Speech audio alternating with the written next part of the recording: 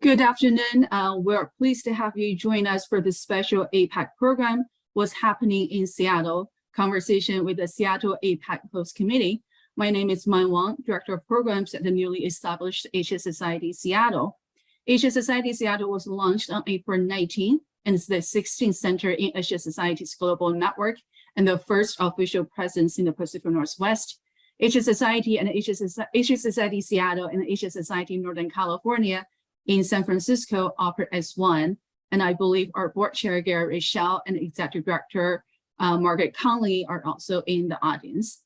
This program follows our APEC 101, What Can We Expect from APEC 2023 in San Francisco, and APEC 201, Where Are We Headed Now, hosted on February 28th and in June 21st this year. We're just a little over a week before APEC's third senior and ministerial meetings kick off in Seattle on July 29th. Throughout the month of August, Seattle will host meetings related to women economy, health, energy, food security, disaster management, and the small and medium-sized enterprises. We're very honored today to have members of the Seattle APEC Host Committee provide timely and important updates on these events.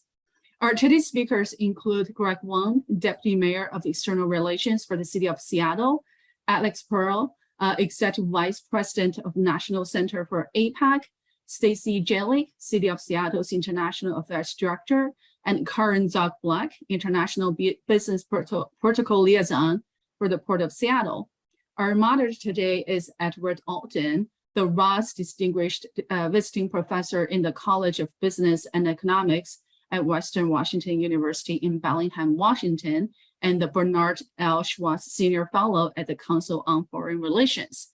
Today's program will run for 1 hour, finishing at 6 p.m. Pacific time. Please note this event is being recorded.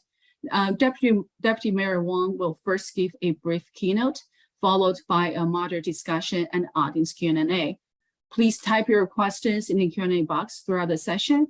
Our moderator, Ted, and my colleague, Christy Young-Smith, will monitor the Q&A box and get through as many questions as we can. So without further ado, let's welcome Deputy Mayor Wong to say a few words. Good afternoon, everyone. Thank you for that introduction. I'm Deputy Mayor Greg Wong from the City of Seattle, as introduced. And I'd just like to give a few words of welcome to everyone. At the City of Seattle, APEC is near and dear to our hearts, some of which are for a little bit of sentimental reasons. Many of you know that the very first leaders meeting was 30 years ago and was held in Seattle in 1993. And so it's been 30 years since we've had an APEC gathering, and we're very excited to be hosting SOM 3, where we will have 3 weeks of high-level ministerial meetings among the member economies. And just as a leader in the business and trade within the APEC communities, this is of vital importance for Seattle and for Washington State. The state exported over $50 billion in exports in 2018 throughout the APEC region. And all of our 5 top export and import markets are APEC members. We're home of the National Center for APEC, and we are one of the economies locally that really, I think, highlights the need for strong relations between all of the member economies so that we have ongoing trade and business connections and relationships throughout the region. So we're very excited for this. We've been planning extensively for quite some time with our government to make sure that we put on a very good series of meetings. We're particularly excited that we are having a focus on women and the economy during our meetings. We think that will be something that reflects the values that we really have as a City of Seattle, where we've really been promoting women-owned businesses, our small businesses, and how we can make sure that they are part of our economy, particularly, coming out of the pandemic and thinking about how our economy is changing as a city and as a region. Some of the things that we knew to be true or we thought to be true for many, many years, some of those norms have shifted. And so part of our challenge is figuring out how do we make sure that as we support and grow a thriving economy, that we make sure to do so in a way that's really inclusive and is promoting women and minority-owned businesses that perhaps did not have as large of a role in the economy that we would have liked to have in the past. So that's a real, we're excited for that focus. We think it's a timely focus, and it's one that we're committed to. So just on behalf of the City of Seattle, we are ready to go for APEC. We are excited for it, and we're looking forward to a great series of meetings. Thank you very much for being here and your interest and support in making sure that APEC and its work continues to be successful in the years to come. Thank you, Deputy Mayor Wong. And Ted, the floor is yours. Thank you very much, Man, and thank you. That was a great introduction from the Deputy Mayor. So welcome everybody to this event. As Man introduced, what's happening in Seattle with respect to APEC. We're doing this in the run-up to next month's meeting where top government and business leaders from across the Asia-Pacific region are going to be coming to Seattle for the third senior officials meeting, which is a critical gathering in the run-up to this year's Leaders Summit, which is going to be held in San Francisco in November. I've been following APEC for a long time. I was lucky enough to actually be a reporter at the last time there was a summit meeting held on the West Coast, which was the APEC Leaders Summit in Vancouver, British Columbia, north of the border in 1997. For those of you with very long memories, let me just say that I am certain that the summit meetings this year will go more smoothly than that one did. If anybody is puzzled over what I mean, you can always put a question in the Q&A. So again, Alex and Karin and Stacey, I'm delighted to have the three of you here, and thank you for your work on the APEC Host Committee. Alex, I was going to start with you. Do I see Alex here? Go ahead and start with Stacey, Ed. Alex is having a little computer issues, and so he's logging back on. That's how we work in the virtual world. We are flexible. So this is just okay. Well, I will. I'll move the questions around. So I'm going to start with the city of Seattle then, and then we'll fill in some of the background on APEC as an organization. But Stacey, tell us a little bit about what's involved in hosting a meeting of this scale. What kind of role does the city play? What's involved? You need to unmute yourself, Stacey. You should. A lot of partners to bring this, bring all of the pieces together that are involved in hosting the APEC meetings. So, right, we have a Seattle Host Committee that is led by our Greater Seattle Partners, our Economic Development Agency, and Visit Seattle, our tourism agency. And then, of course, we have Port of Seattle, who's represented here, and the Governor's Office, of course, the City of Seattle, and several corporate partners, NC APEC, pretty much everybody in the region who is engaged in international work is contributing to the host committee. So there are a lot of partners involved, a lot of work being done by all of those different agencies to put this thing together. So at the City of Seattle, we have a role, but there are a lot of folks outside of the city government that are also just doing amazing work. For the city side, we have several departments also. We have our mayor's office, of course, is involved in watching and attending various components of the meetings. And then we have city departments from our Office of Sustainability and Environment to our Seattle City Light and other departments that are engaged in different meetings being held by the various agencies. Do we have any idea, and maybe Karin can help with this from the port end, how many people are showing up for this? I mean, we're talking about 21, I think, correct me if I'm wrong, Alex, member economies. How many, including the officials and their entourages and other people who have an interest in the meeting, do we have any idea how many people are coming to Seattle for this gathering?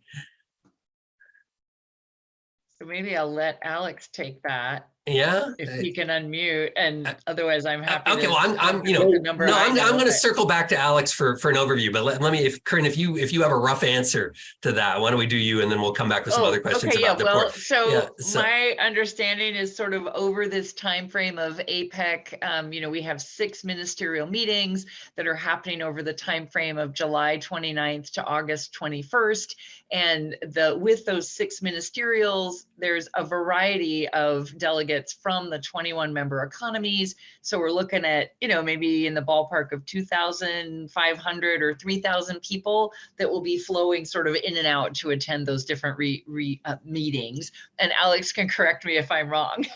Okay, that was about my guess too. So Okay, sounds good. good. Yeah, so Okay. about a ballpark of 3,000.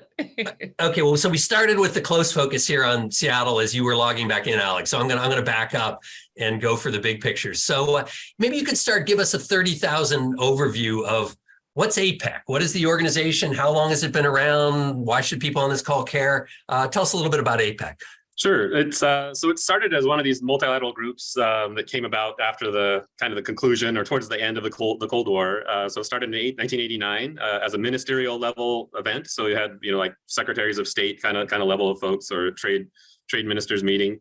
And there was 12 members. I think Australia takes credit for starting this, though it has many people involved in the process. But I know the U.S. wasn't necessarily in the lead, though it was supportive of setting this up. And the purpose is really to bring the countries around the Pacific Rim to get together to discuss how to promote trade and economic growth in the region. There were some early debates about whether this was going to be like an EU. Is it going to be an economic community? We ended up not using community. I think do we do lowercase or uppercase community? They ended up with cooperation and no. You'll notice there's no noun at the end, right? It's just APEC. It's not, and we always have to put forum or whatever added on. So officially, it's just Asia Pacific Economic Cooperation. So some people call it 4 adjectives in search of a noun, but anyway, APEC's got 3 pillars or focuses: trade and investment liberalization, business facilitation, and economic and technical cooperation. So that's kind of the capacity building element. So really kind of focused on trade. And this is found in the in the founding documents, and I'll talk a little bit about how APEC has transformed later on over the years. But a few things make APEC unique from other organizations. One thing, it's kind of a strength and a weakness, is that it's non-binding. So it's not like a trade agreement like NAFTA, where everyone goes in and they bring the lawyers and they work out a lot of the details of an agreement that's got some dispute body or something behind it, like the WTO, where if someone doesn't implement, you can go complain. So it's not like that. It really focuses on developing principles and best practices, and the enforcement mechanism is peer pressure. Basically, that's what you've got. You've got to say, hey, you signed on, your leader signed on to this agreement last year, or this commitment, or these principles, and you're not implementing them. But all these things are backed up with capacity building. So you have a lot of the trade-off, as you see in other trade agreements, is you'll get economies to sign on, and then more developed economies will come in and say, we'll help you implement, help you understand some of these principles and things. But this is really, for any trade agreement, this is really where APEC's really where the discussions get started. So for much of the mega trade agreements you've seen develop in the region, the TPP or RCEP, some of these other ones, it's really where it started. APEC's got a flexible agenda. Again, this can be a strength and a weakness, but it's really responsive to global events. So in 2003 with SARS, that's when APEC's Health Working Group got launched, and it's been running ever since, and it's got a really robust agenda, and they are the ones who are going to be contributing to this health ministerial in Seattle next month. A lot of the emergency preparedness work got its start in APEC after the tsunami in 2004, so another response. And so that's good, but I mean the weakness is that it can lose a little focus, right? If you're constantly running around to solve the next problem. But APEC over the years has really learned where it can be helpful and where it can't. Where they don't have a strength. Most recently with the pandemic, APEC established a Safe Passage Task Force to help reopen borders, and a lot of the work they did was bringing what a lot of other organizations like ICAO and some of these other international organizations together and making what their work relevant to the region, to the APEC region. So those are 2. The third one is my favorite, because it's helped me have a career here at NC APEC for the last 20 years or so, is it has an institutionalized mechanism for private sector input in the form of a group called the APEC Business Advisory Council. And this was started in 1996 by APEC leaders.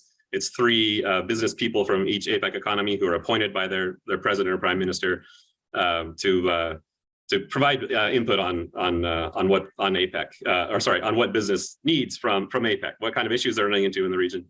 I can stop there. I could talk about the evolution over the years, but I know I've just taken up a lot of time, so happy to give the floor back to you. Yeah, why don't you take a break there, though? There's one. I'll do one quick follow up for you, and then turn to Karin. So the U.S. doesn't get to host very often.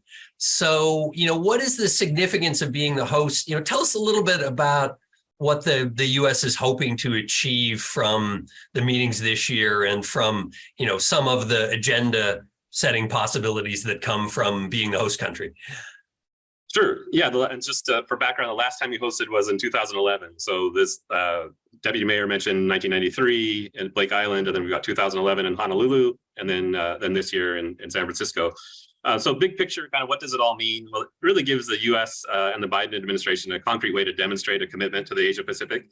So if you recall early on, and I think the U.S. is always getting beat up for this, but we have a strong security profile in the Asia Pacific, but our economic profile is not that great, especially after we pulled out of TPP. So really, this is a way to complement some of the other efforts that the administration put forward in the form of the Indo-Pacific strategy and, of course, the Indo-Pacific economic framework. So APEC's a way to kind of just another part of that can really demonstrate that the U.S. is engaged. In terms of execution, it means you get to set the agenda, and I'll talk a little bit about that. But you set the agenda for the year, kind of the areas of focus. And then you've got to host these meetings. So in addition to Seattle, so just kind of the run up is, the first meeting was in Honolulu back in December. That was kind of a planning meeting of senior officials. There's a set of meetings in Palm Springs, kind of similar to what we were going to see in Seattle, but without the ministerials. There were 2 ministerials in Detroit in May and some side meetings. And then Seattle really, I think in terms of the length and breadth of meetings, it's going to be the biggest set of meetings all year. Obviously, we'll have the leaders meetings at the end, which will have more people, higher level, but shorter and just not the breadth of discussions. Okay, actually, it could be suggested that the leaders are following all the good weather around the country, which I suppose is smart. You don't want to do Detroit in December, right, or Seattle in February.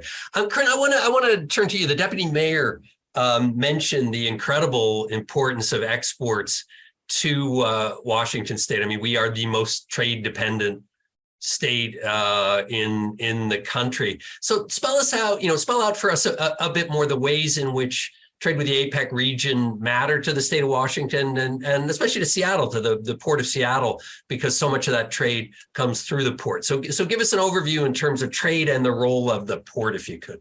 Yeah, definitely. Thanks, Ed. So, as Alex mentioned, the conversations between all of these member economies to really promote trade and facilitate trade, that is really exciting for our state and region. As you mentioned, right, we're one of the most trade dependent states in the US. I think the old number, I don't know how current it is, right, but like 1 in 4 jobs in Washington State ties directly to international trade. And really, if you think about the makeup of our state, we have so many amazing companies that are headquartered on sort of the western part of the state that are exporting planes and all sorts of other products, and then you've got our eastern part of the state that has all the really rich, robust agricultural products. I know for the Port of Seattle, so just to share and make sure folks know that our Port of Seattle Authority, we own and operate Seattle Tacoma International Airport, as well as managing the maritime cargo business jointly with a Port of Tacoma to the south. So about 6 years ago, Port of Seattle and Port of Tacoma decided to create the Northwest Seaport Alliance to really compete globally and manage our maritime cargo business. So we've got airport cargo, maritime cargo, and then the Port of Seattle also manages our cruise business, and Fisherman's Terminal is the home port for the North Pacific fishing fleet. So fishing and exports of seafood, very important for us. Our air cargo business is really split between our top trading partners are sort of half in Asia. So top Asian trading partners there as well, but also Europe, just because our airport, we're equidistant between Tokyo and London. So our trading partner mix there is really sort of split between Europe and Asia. Our maritime cargo business, as was already alluded to, all top 10 trading partners are all with APEC members and those over in Asia. So all of the exports of the manufactured goods, the agricultural products, technologies, services, that's all, really important to our economy and super important to the Port of Seattle as the gateway for that flow of goods. So yeah, we're really excited that the APEC meetings are going to be hosted here. And, I think it's really a wonderful thing for us to be able to showcase how global our city and Seattle region and the state really are. Anyway, just very excited. So I think a lot of really good benefits for us being able to host. Yeah, I mean, Stacey, maybe I could ask you sort of a version of the same question, which is apart from just the trade flows, which you're welcome to talk about. What are the sort of larger issues here for the city of Seattle? What are the advantages, challenges for the city of Seattle to try to be more deeply engaged with this region? Well, the city is right. We want to showcase that we have a lot of relationships with the member economies, whether it's sister city relationships or just informal partnerships. We get a lot of visitors from governments and businesses that want to come to Seattle and learn about what we're doing here, whether it's at the city level or wanting to reach out to other partners in the region and learn about what's going on here. And so we're always looking for opportunities to try to welcome those folks here, show them what we have to offer, show them our business landscape, connect them with our various departments that are doing great work in government. And right, there's a lot of information sharing that goes on when we get these foreign delegations coming to town. So we just want to, when we hear that a large group of international visitors is coming, we're excited because it gives us just a larger platform to do that work that we do every day of welcoming people and introducing them to all of the various, with the wealth of resources that we have here to continue the relationships that we have, whether business or personal. Yeah, and you never know what comes out of these things. People come to Seattle and they're like, wow, this is a great place. We should come back and invest or do more things here. We've already got people do business with people they know. People do business with people they know. And so cultivating those relationships really is key. You don't know what you will see come down the pipe. Yeah, no, absolutely. Absolutely. There's already a question in the queue, and I encourage others to put one in as well. So I'm going to ask Alex, I'm going to kind of ask you a version of this. The question has to do with what to expect in terms of the Indo-Pacific Economic Framework negotiations while APEC is in town. And maybe you could just introduce us a little bit. I'm going to do a really quick overview here, and maybe you can expand a bit to the sort of complexity of the architecture in the Asia Pacific right now. You've got the Trans-Pacific Partnership, which was a big priority for the Obama administration. President Trump pulled out. So this is now a trade agreement that involves most of the major economies in the region, not China, not the United States. China's got their own regional comprehensive economic partnership, which involves a lot of the countries in Asia, but doesn't involve the United States. Now we've got, the Biden administration's initiative, the Indo-Pacific Economic Framework, which is a series of discussions, some of them overlapping with what's going on in APEC, but involving basically U.S. allies, China very much excluded. APEC is the only place where all of these sort of come together. So talk to us a little bit about the importance of APEC in that regard. I mean, I think it's significant that this is a forum that China is active in, given that there aren't a lot of other discussions underway these days, certainly not at the kind of working level between the United States and China. Yeah, I mean, I think it plays an important role because, like you say, everybody's there. Well, India's not. It's important to note. I mean, some people would like India there, and my colleague Alyssa Ayers at CFR wrote a wonderful paper about 5-6 years ago why India should be a member of APEC. So yeah. I'll send it to you if you want. Okay. Yeah. But yeah, and APEC's an open forum. It differs. Yeah, it differs. I guess IPEF is also not going to be a binding trade agreement. So it feels like it's somewhere in between APEC and an NAFTA or something like that. So, I mean, and as you mentioned, a lot of the issues that are being discussed are very similar. And frankly, yeah, IPEF is with allies. IPEF is with a lot of economies that are like-minded. Like if you saw those economies in the APEC meetings, they would be the ones probably agreeing with, some proposal from the US or maybe offering some support or active interest. And the ones who aren't maybe would have some other views and maybe would be reluctant to kind of take up this US proposed initiative and when I say initiative, I mean like a project or something, or like even a study, right? So these are pretty small steps we take in APEC every once in a while. So yeah, I mean, it kind of plays out. You can see how the differences we see in APEC are playing out in these bigger agreements that are being negotiated. Yeah, and I mean, I think it's important not to underestimate the mere fact of getting, say China and what they call Chinese Taipei in APEC, which is Taiwan and the United States, all in the same set of meetings. So that just doesn't happen in other contexts. Karin, actually sort of leads to the challenges of bringing everybody into the country. You've got diplomatic officials from all over the world. I mean, it's not that long now. I'm working on a book with a colleague up here about the COVID border restrictions. I mean, the Chinese only lifted their COVID border restrictions about 6 months ago. So what's involved in getting all these people successfully into Seattle? What are some of the diplomatic protocols and challenges of bringing officials and hangers on from the 21 member economies? Yeah, definitely. Well, first off, we just want to try to figure out who exactly is coming. So that's the current struggle, I think, right now is just making sure we know who all is coming and when they're coming.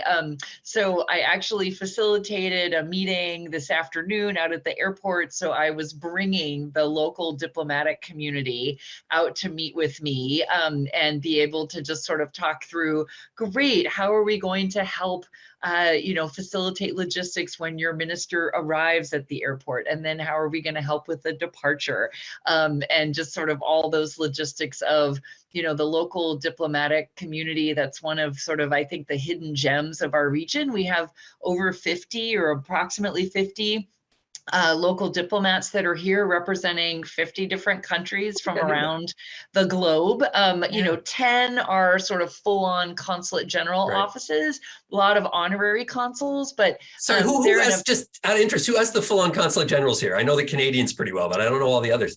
Yes. Okay. So I will start rattling them off and Stacey will help me. But so Canada and Mexico, of course, our partners, right? Closest to us.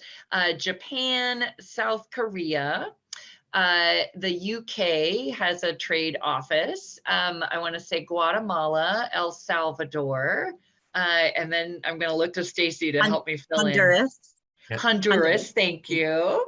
And then the Taipei Economic and Cultural Office. Wow, that's pretty cool. That's pretty, I didn't know that. So I assume there are a few other people on the call who didn't know. Sorry to cut you off, but you're saying you work with the consuls general and others. Yeah. So definitely. So Stacey and I both work at the local consular and diplomatic community very closely. So I had them all out at the airport today. And we also had online a number of the consulate general colleagues based in San Francisco and in Los Angeles. Because again, all of those diplomats are excited to make sure they're helping staff, their ministers and their delegations when they're coming. So this is my moment to get to plug Seattle Tacoma International Airport, or SEA. If you haven't downloaded our Fly SEA app, you really should. It has a lot of helpful things that you can do to navigate the airport, everything from just an interactive map that'll help you get around, make you, help you note, where you parked if you chose to drive, but hopefully maybe you explore doing it on light rail, but also be able to do things like reserve a spot in the TSA screening line. You don't have to be clear, you don't have to be TSA pre-check, but you can use our SEA Spot Saver program. So anyway, one of the things I was doing with the diplomats was just walking them through all the tools that we have available at the airport that will help facilitate them greeting. And certainly we're planning to make sure that, the ministers feel welcomed and the local diplomats get a chance to help greet them and then whisk them away, to their hotels downtown. So a lot of logistics. We're getting ready for, over 120 or 30 some, escorting of helping those ministers that are coming. So a lot of logistics, Ed. It'll be a lot of logistics. It sounds good. Yeah, I've had Sam Cho up talking in my class, one of the port commissioners up talking in my class in the past. So this will be a good one to ask him about after it all goes through. Stacey, I wanted to get, and maybe Alex, if you could weigh in on this too. If people are on the call and they're saying, I'm kind of interested in this, are there events that the public can attend? Are there ways to get involved? Or is this all just a bunch of government people meeting behind closed doors? What are some of the things that could actually engage people more broadly in Seattle during the time of the meeting? Well, most of the meetings are not open to the general public. Right. So early on, we started recruiting for volunteers. So the volunteers could be interacting with the delegations while they're in town. But most of the meetings are closed doors. So there were volunteer opportunities to help out with logistics, getting people in and out of the airport, getting people in and out of the venues, stuffing delegate bags, handing out delegate bags. So certainly opportunities to interact with delegations, but less so at the meetings. There are some side events that we've heard about. I know the Korean consulate, for example, has a concert that they're organizing on August 3rd, if I'm recalling the date correctly. And then there are a couple of individual events that we've heard about, but I don't have a place, unfortunately. I can point you to a menu of all of those items, but I think we are starting to hear about these things being organized by, like the Asia Society, like today's event, taking advantage of the fact that APEC is going to be happening, and so you're going to start hearing or seeing announcements about different events that are happening around the meetings. Alex, do you know of other things that are in the works or anything else you can share at this point? Or Nothing that's sort of publicly open, but one just I'd like to highlight that way it does APEC does engage locally is that there's a lot of speakers. So APEC, there'll be a lot of workshops that are put on, that are probably closed, but they do reach out to the local community for speakers. And so some of the things we're involved in, we've got a City of Seattle person speaking.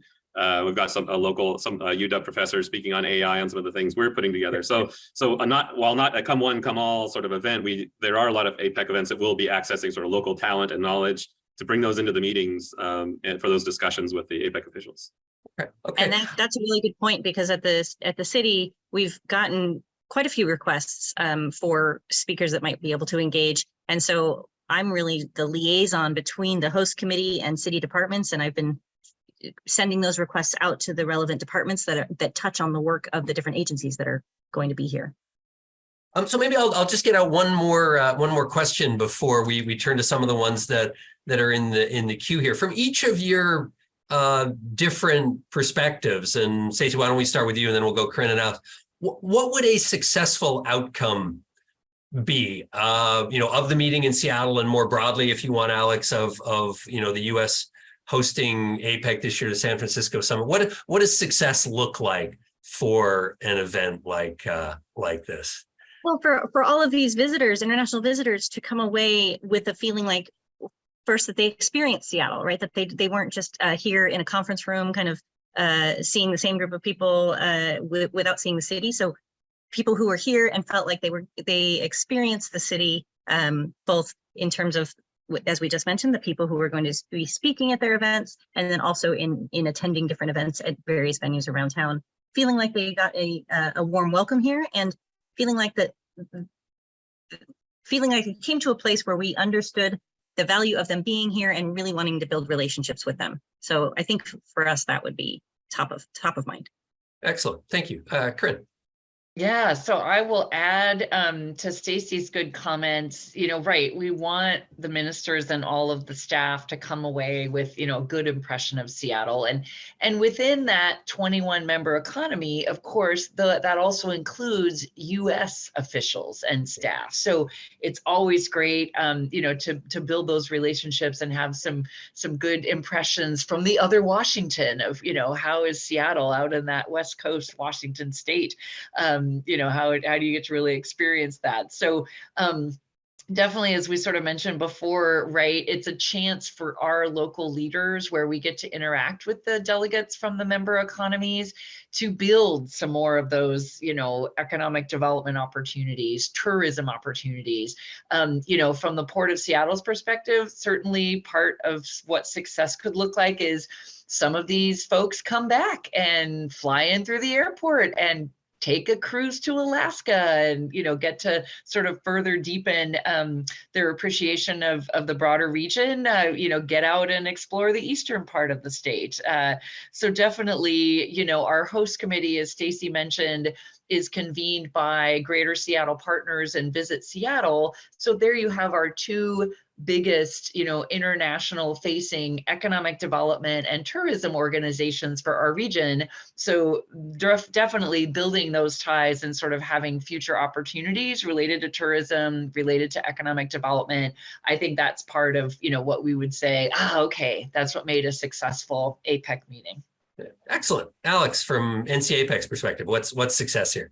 Our mission, NC APEC's mission, is really getting that business voice into the meetings.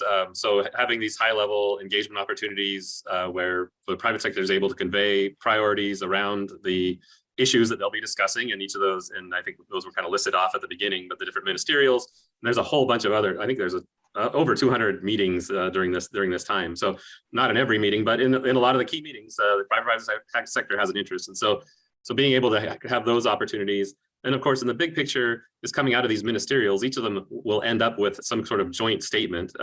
Unfortunately, with geopolitics being what they are, they're not consensus statements. They're called statements of the chair, because there's some language that, someone's not able to agree to, one economy's not able to agree to, one or two. So anyway, but despite that, having some clear language in there that provides some direction for APEC going forward. And this is in those statements, that's where they assign work to the working level officials to keep things moving forward. So some clear statements coming out of there that support, the final statement of the year that will come out of San Francisco. Those be real helpful in sort of setting up those leaders meeting for success. Excellent. And I'm actually, we're going to turn to questions now. And if people have others they want to put in the Q&A, we would be delighted. But the next question actually, builds on this question of how business gets involved. So it's from Brian. It's Brian Trieger. How does the APEC, try that again. How does the APEC Advisory Business Council interface with this upcoming Seattle meeting or with the Leaders Summit in San Francisco in November? How's this similar or different than the CEO summits? I mean, maybe give us a little bit the universe of private sector involvement and how those conversations take place. Sure. And start waving your hands if I get way too in the weeds, because this is what I do all day, pretty much. So okay, sounds good. The Business Advisory Council, as I mentioned, this is like a committee with a specific membership, and they meet 4 times a year, put together reports, a report to leaders at the end of the year, and letters to ministers over the course of the year. So they'll be delivering the messages from these letters to these 6 ministerials while they're in Seattle. So there'll be an ABAC member who's able to, or somebody representing ABAC at each of these ministerials that'll have about 5 minutes to kind of convey the top level issues there. So, and we've got someone coming from Australia, someone coming from Brunei, and then we have our own U.S. members who will be 2 of the U.S. Well, all 3 of the U.S. members will be in town as well. So that's the engagement in Seattle. For San Francisco, there'll be a full-on ABAC meeting, the 4th and final one. That's going to happen the 2 days prior to the CEO summit, and then the ABAC members will meet in a face-to-face meeting with APEC leaders in San Francisco on the 16th. And just to round it out, the difference between the CEO summit is a 2-day event that it's open to business people or anyone who can, well, not anybody, but it's a registration, buy a ticket, go. Kind of big networking event that brings APEC leaders in to talk about what the issues the regions are facing. It's sponsored by companies, and so there's no specific membership. ABAC members attend it, but that's about the extent of the sort of the interface between ABAC and the CEO summit. We can send out the CEO summit website at the end of this, or if people want to go see like what the plans are for that. Yeah, maybe somebody can get that posted in the chat that everybody can see. That would be helpful. I just in a quick follow on that, Alex, are there larger mechanisms in APEC for civil society involvement? I mean, you've got in the Biden administration, for example, Catherine Tai, who's the current U.S. trade representative, very focused on what she calls a worker-centered trade policy, the specifics of which are still being fleshed out. But are there other interactions that occur in the APEC context between non-business groups, other elements of civil society? How does that work outside just the business context? Sure. On an ad hoc basis, there are representatives from civil society organizations or non-business NGOs that will attend some of the APEC meetings and speak or observe. That's not regularized though. However, this year in San Francisco, there will be the first ever APEC multi-stakeholder forum, which is being organized, I think, by the Commonwealth Club. It's going to be 11th, 12th of November, kind of preceding the big week of meetings. And so that's going to be the first time that's happened. And of course, I have one more acronym for everybody. It's called PEC, Pacific Economic Cooperation Council. That's something we're also engaged in. And that's that group actually precedes APEC. It actually called for the establishment of APEC many years ago. And it involves kind of government, think tanks, and some business, but then also academia. And it's also a platform for multi-stakeholder engagement. So that's an area that needs to be built out, and that's actually one of the transformations I kind of alluded to earlier. That APEC is trying to branch out a little bit to get more than just business input, which is a good thing for everybody. Yeah, and certainly a priority, I know, of the current administration in Washington. We got a good question here from Christy Youngsmith that maybe Karin or Stacey, you could take the lead on. And she asked, what are the key industries in Seattle that benefit from APEC's initiatives and the cooperation APEC is trying to foster? I think in the intro, the deputy mayor mentioned agriculture and some other things, but what are the industries that really ought to be paying attention to this here in Seattle and Washington State? I'm going to leave that for Karin with the port. Okay. Okay, sounds good. Okay, good. I was going to say all of them. I mean, and I think maybe Alex could chime in a little bit here too. But they're probably all his members, so he knows, right? I think, again, going back to, we are blessed to have a large number of innovative, large brand name companies and a robust, amazing small business climate here in Washington State, particularly on this western part of the state. And we've got agriculture on the eastern part. And I would say, one of the things, for example, that we're doing with the small, medium enterprise ministers is facilitating a conversation around how are technology platforms helping small and medium-sized enterprises export their products to APEC member economies, for example. So the little store or a business that's making a really great product and maybe they haven't thought about exporting, that okay, well, I can set up an online store and I could be starting to do that. And so we've got some interesting discussions that we'll be having with those SME ministers when they're in town. So that's an example of, like, particularly I think at the city of Seattle and our region, we really want to be promoting and offering more opportunities to small and medium-sized enterprises, women, minority-owned enterprises. So that's an exciting area because the SME ministerial is happening here, that we have a chance to engage with those businesses and say, hey, here's some more opportunity and some connections for you. So Alex can chime in to add more, but so who else? What else? The answer Alex? I came up with. Yeah.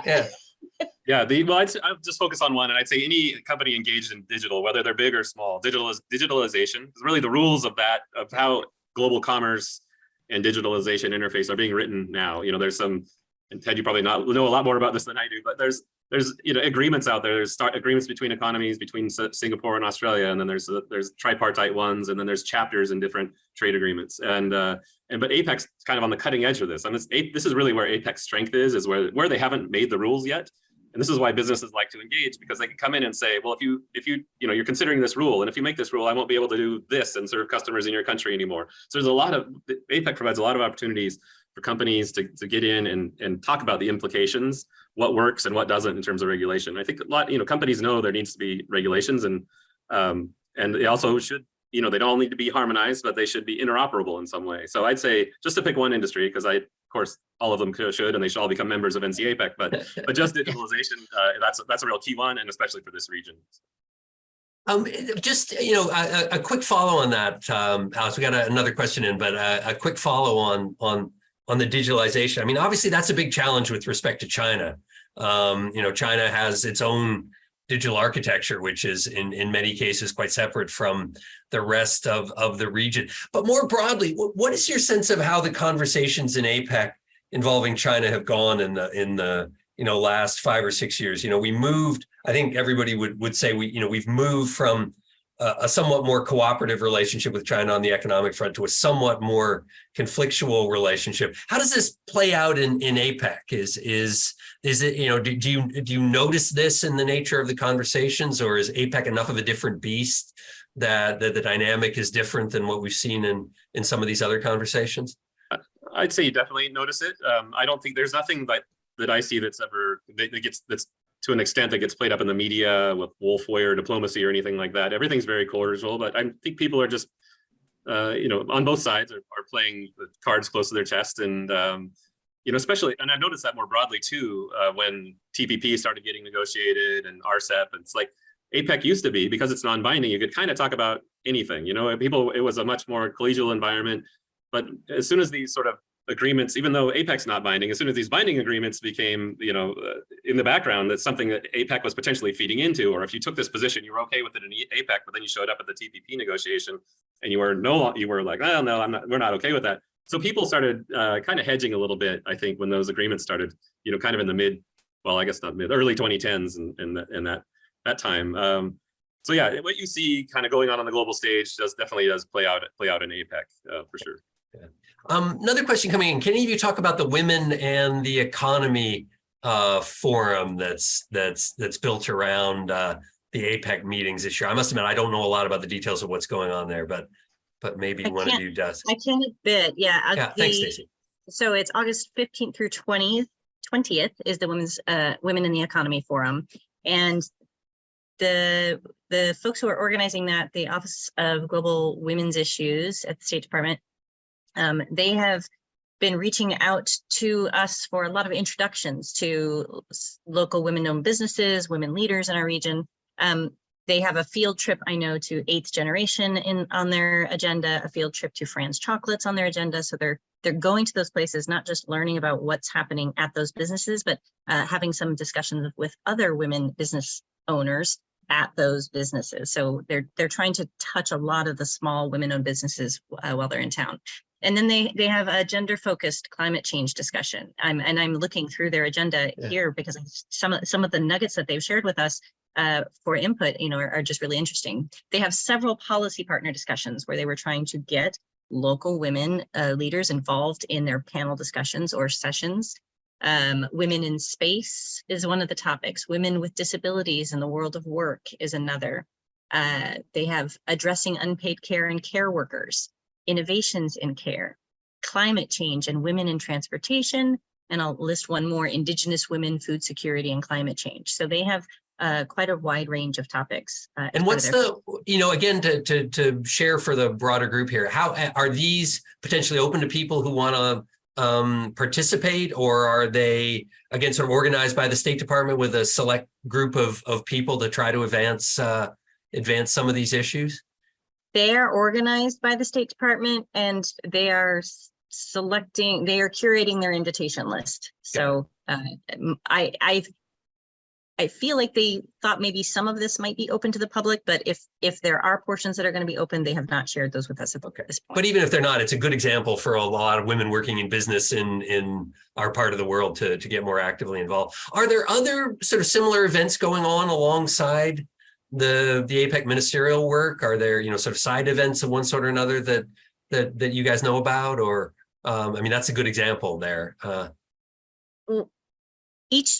That's part of the APEC meeting. So it's kind of formally part of the APEC meeting. Okay. Yeah, it is absolutely. So each of the 6 ministerials that is happening, they all have their own agendas for sessions and speaking opportunities, but then they are taking their ministers or their delegates out to different relevant sites that pertain to their work. So that's, again, it's not a side event per se, but it is site visits that are part of their overall agenda. Great. Alex, give us a sense of what to expect when this moves down to San Francisco. Do we have any sense yet? Are all the leaders from the region going to attend? Are we likely to see a meeting between Xi Jinping and President Biden at the November summit? Is there any sort of scuttlebutt yet about what to expect when the leaders all come together? Yeah, it'll get really political. I think probably, you know, after Labor Day weekend, we're expecting that's when, you know, the laser beam of press and everybody will start focusing on this. You already see some things with Hong Kong's chief executive who's sanctioned. You know, I think some bipartisan, I think an Oregon senator and then Senator Rubio have like put letters forward telling the administration that he should not be allowed to attend.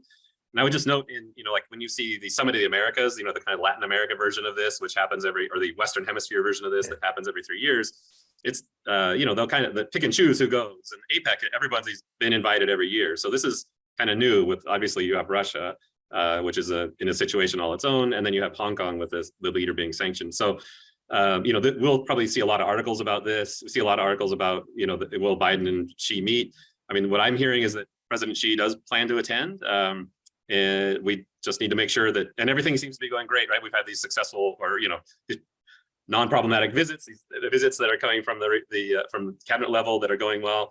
And as long as I think things stay on that course, I think we'll see him in San Francisco, and that'll be huge. And also as a guest, the president invited President Modi, or at least invited India, according to the White House report from that meeting they had in June, invited him to come to San Francisco. So that'll be a new element too.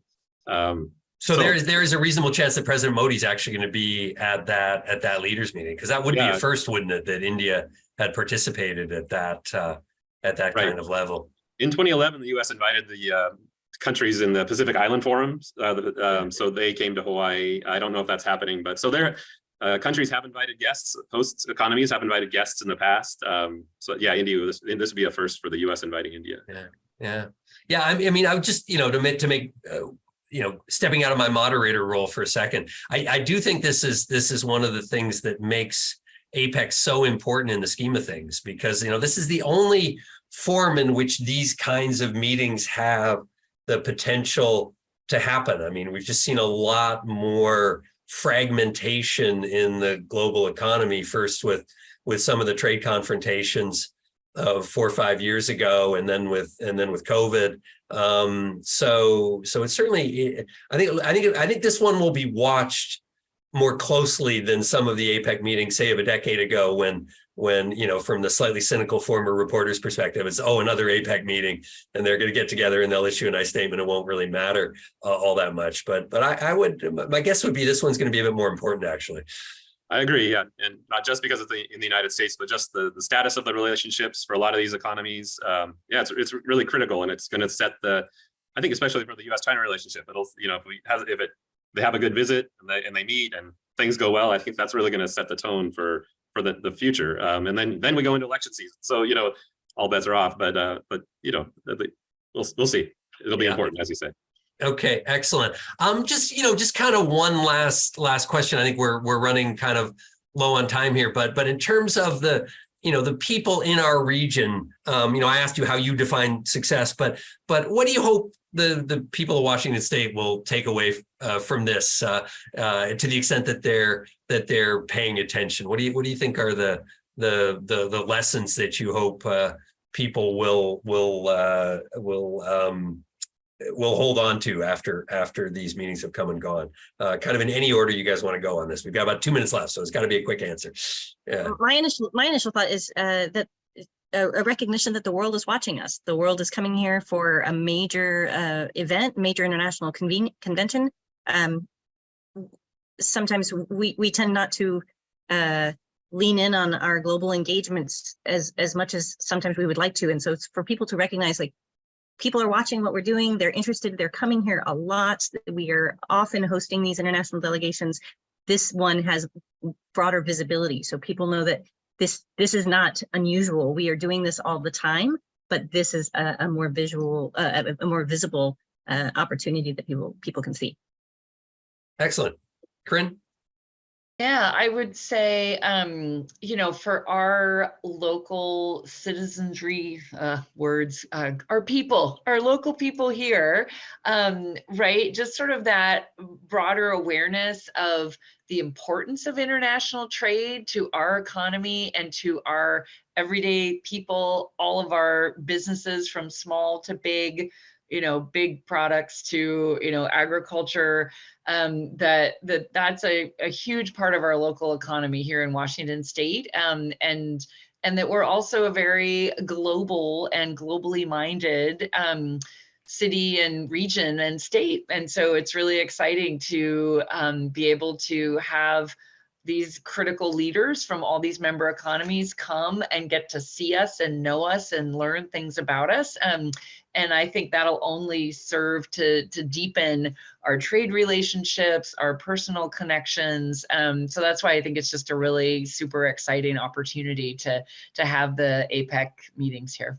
Excellent. I'm going to have to let that be the last word, Alex. There was one late question that came in, which is better, Seattle or San Francisco? So I'm going to throw that to Mon as I turn this back to her. Answer's obvious. Seattle, Seattle. Over to you. Well, my answer is Seattle. I mean Seattle. Come on, Asian Society of Northern California, right? This is a tense one. I represent both. They're equally great. So thank you, Deputy Mayor Wong, Alex, Stacey, Karin, and Ted for such an informative and insightful discussion. And once again, big thank you to all the members and friends who are online today with us. So I saw another question on the Q&A box saying, like, where we can find updates on APEC and events like this. So for events like this, so remember to check our Northern California and Seattle websites, so you can find a complete list of high quality program like this. And then we host our events in San Francisco, Seattle, Silicon Valley, and online.